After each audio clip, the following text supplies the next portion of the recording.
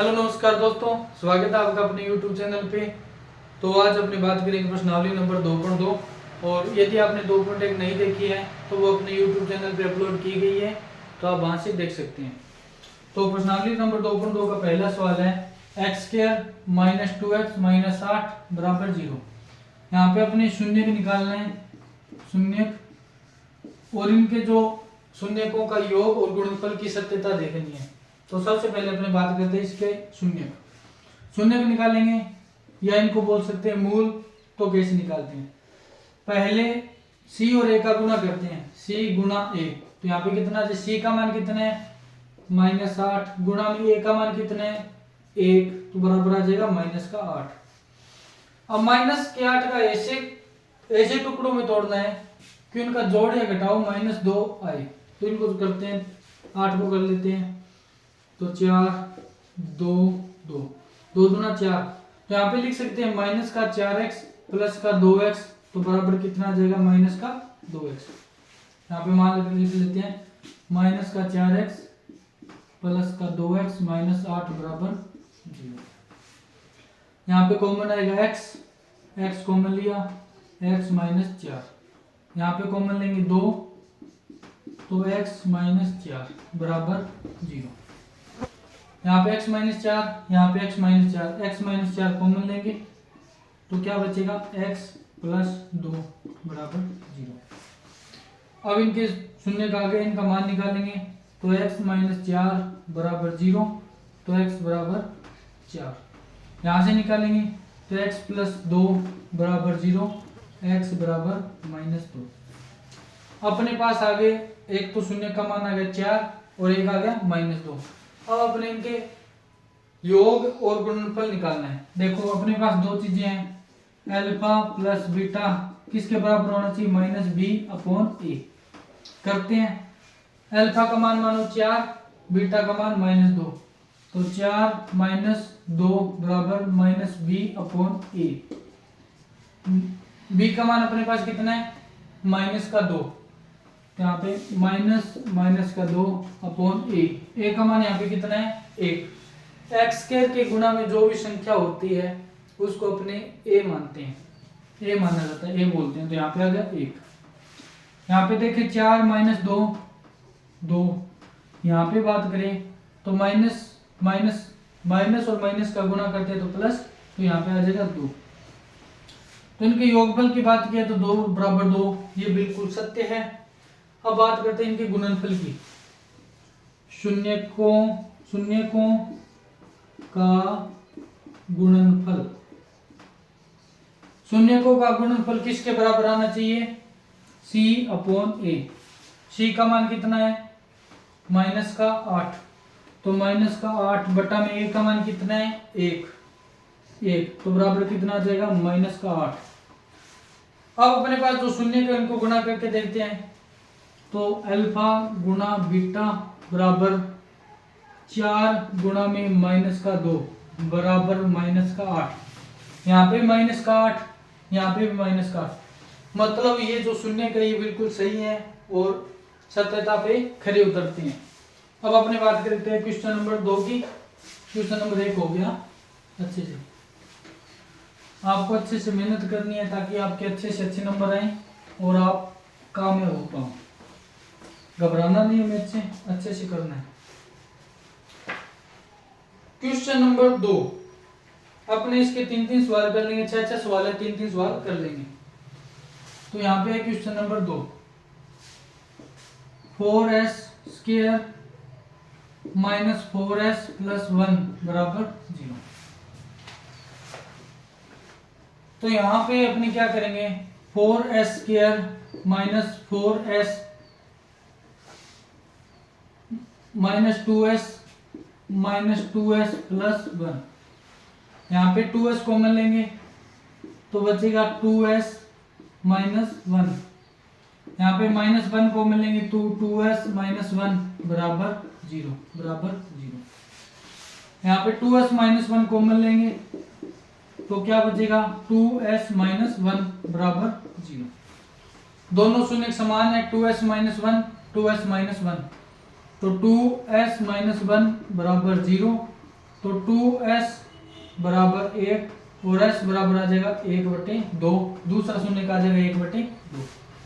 अभी अपने इनका गुणनफल, शून्यकों का गुणनफल और योग करना है। तो गुणनफल की बात करें तो अल्फा गुणा बीटा, इनका मान है 1/2 1/2 1/2 गुणा में 1/2 बराबर 1/4। अल्फा बीटा का मान होना चाहिए c/a। c का मान कितना है 1 और a का मान है 4, तो कितना आ गया c/a बराबर 1/4, जो ये दोनों बराबर हैं। मतलब जो शून्यकों का गुणनफल है ये सत्यता पर खरा उतरता है। अब बात करते हैं अल्फा प्लस बीटा, ये किसके बराबर होना चाहिए -b/a। अल्फा बीटा का योग करें तो 1/2 प्लस 1/2 1/2 प्लस 1/2 बराबर माइनस का भी तो -4/b। a का मान कितना है 4, तो बराबर 4। यहाँ पे इसको जोड़ेंगे 1/2 और 1/2 तो बराबर 1, माइनस माइनस प्लस तो प्लस का 4/4, तो यहाँ पे कितना आ जाएगा 1 बराबर 1। इसका मतलब ये सत्यता पर खरे उतरते हैं, शून्यकों का योगफल और गुणनफल दोनों सही हैं। तो ये क्वेश्चन नंबर 2 हो गया। अपनी बात करते हैं क्वेश्चन नंबर 3 की।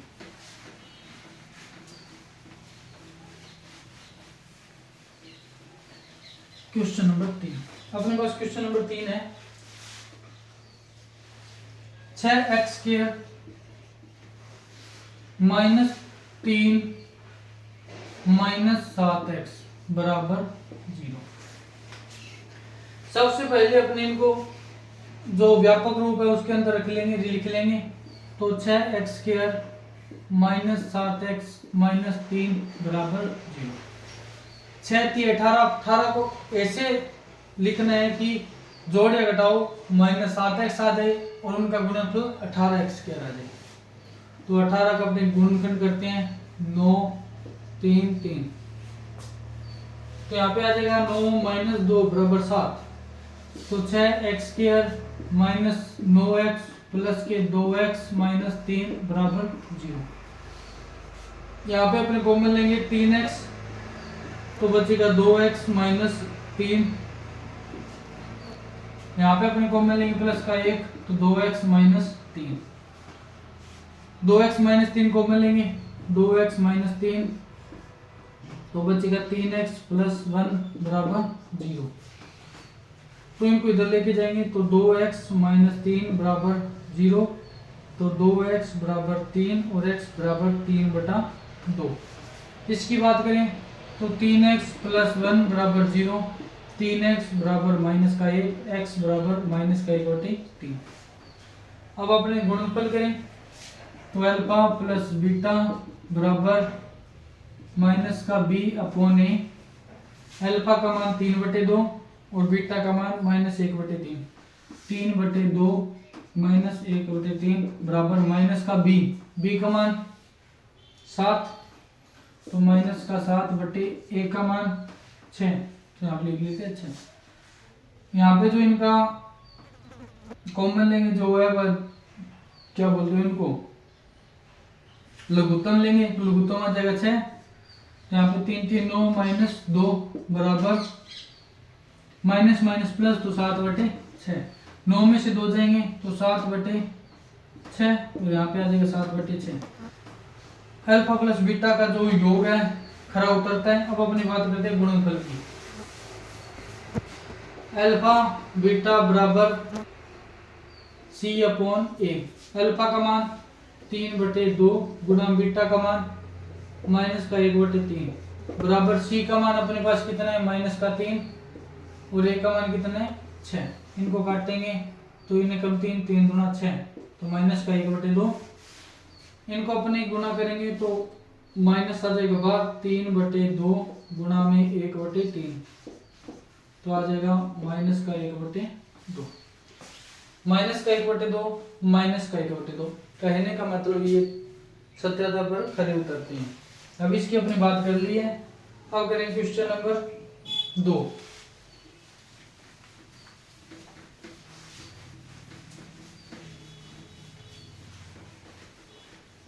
इसके 3 सवाल देंगे, वो आप खुद कर लेना, यदि ना हो तो मैं करवा दूंगा। क्वेश्चन नंबर 2 का 1, अपने पास शून्य को दे रखे हैं और अपने को जो द्विघात समीकरण है बहुपद है वो बनानी है। पहला क्या है, 1/4 और माइनस का 1।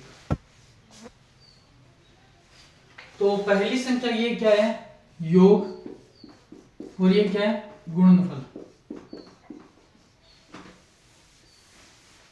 ये तो है योग और ये क्या है, गुणनफल। देखो जो व्यापक समीकरण क्या होती है अपनी, ax² plus bx plus c बराबर 0। ये योग है, अल्फा प्लस बीटा बराबर क्या है, 1/4। अल्फा प्लस बीटा बराबर क्या होता है, -b/a। इनको बराबर रखेंगे तो -b/a बराबर 1/4। ठीक है, तो b का मान कितना आ जाएगा, तो b का मान आ जाएगा -1 और a का मान आ जाएगा 4।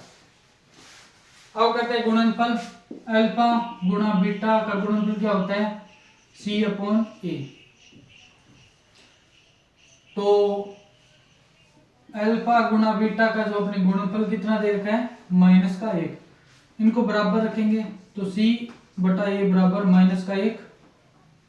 ठीक है, तो यहाँ पे a का मान कितना है, 4। यहाँ पे a को 4 करने के लिए क्या करेंगे, ऊपर नीचे 4 से गुना, तो c/a बराबर आ जाएगा -4/4। तो b का मान -1, a का मान 4, c का मान -4। तो c का मान कितना आ जाएगा, -4। अपने पास a b c के मान आ गए, वो यहाँ पे रखने हैं। a का मान 4, तो 4x²। b का मान -1, तो -x। c का मान -4, तो -4 बराबर 0। ये होगी अपने पास समीकरण जो क्वेश्चन नंबर 2 की पहला सवाल की। अब करते हैं क्वेश्चन नंबर 2 का, क्वेश्चन नंबर 2।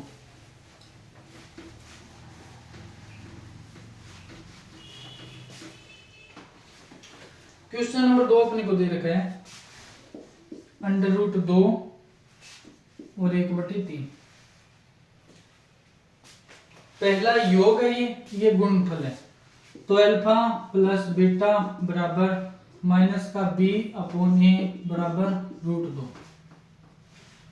और दूसरी बात गुणनफल की बात करें तो अल्फा बीटा बराबर c/a बराबर 1/3। यहाँ पे a का मान कितना दे रखा है, 3, तो a बराबर 3, c का मान 1। यहाँ पे a का मान नहीं दे रखा, 1 दे रखा है। यहाँ पे कितना है, 3। 1 को 3 बनाने के लिए क्या करेंगे, 3 से गुना, तो ये क्या हो जाएगा, -b/a बराबर 3√2/3। तो b का मान क्या आ जाएगा, b बराबर -3√2। ओके, अब अपने पास जो व्यापक समीकरण है, व्यापक समीकरण क्या है, ax² plus bx plus c बराबर 0। a का मान कितना है, 3, तो 3x² प्लस b का मान कितना है, -3√2, तो यहाँ पे -3√2x, और c का मान कितना है, 1, प्लस 1 बराबर 0। तो अपने पास जो बहुपद था, बहुपद का मान क्या आ गया अपने पास, बहुपद की समीकरण 3x² माइनस 3√x प्लस 1 बराबर 0। तो इसी के साथ ये क्वेश्चन नंबर 2 कंप्लीट हो गया। अपने बात करें क्वेश्चन नंबर 3 की। क्वेश्चन नंबर 3 की क्या बोला इसने, 0 और √5। शून्यकों का योग 0 और गुणनफल √5। अब देखो करते हैं बात। शून्यकों का योग अल्फा प्लस बीटा बराबर -b/a बराबर कितना दे रखा है, 0। ठीक है, गुणनफल की बात करें तो अल्फा गुणा बीटा बराबर सी अपॉन ए, बराबर मान कितना दे रखा है, √5/1। यहाँ पे ए बराबर 1 है तो यहाँ पे मान सकते हैं ए बराबर 1, सी बराबर √5 और बी बराबर 0। ठीक है, तो यहाँ पे कहने का मतलब क्या है, जो अपने पास व्यापक समीकरण है ax² plus bx plus c बराबर 0। b का मान 0 आ गया तो मतलब जो bx का मान है वो 0 आ जाएगा, तो ये अपने पास समीकरण आएगी bx² प्लस c बराबर 0। a का मान कितना है 1, तो यहाँ पे लिखेंगे 1 गुना में x² प्लस c का मान कितना है √5, तो √5 बराबर 0। तो ये हो जाएगा x² प्लस √5 बराबर 0। तो अपने पास बहुपद क्या आ जाएगा, x² प्लस √5 बराबर 0। तो इसी के साथ अपने जो प्रश्नावली 2.2 के दोनों सवालों के 33 सवाल कर लिए हैं। और यदि आपको आगे भी कोई क्वेश्चन में डाउट हो तो आप मेरे को कमेंट कर दीजिए, मैं आपको सोल्व कराऊंगा। तो इसी के साथ आपका धन्यवाद। जो भी आप देख रहे हो, सहायता करने के लिए मोटिवेशन मिलता है, जो भी आप किसी वीडियो को देखते हो, लाइक करते हो। और दोस्तों, वीडियो को आप अच्छे से पूरा देखो, जिससे ना जो टीचर होता है उनको मोटिवेशन मिलता है कि और अच्छा करें और मेहनत करें। इसी के साथ अपने समाप्त करते हैं। जय हिंद, जय भारत।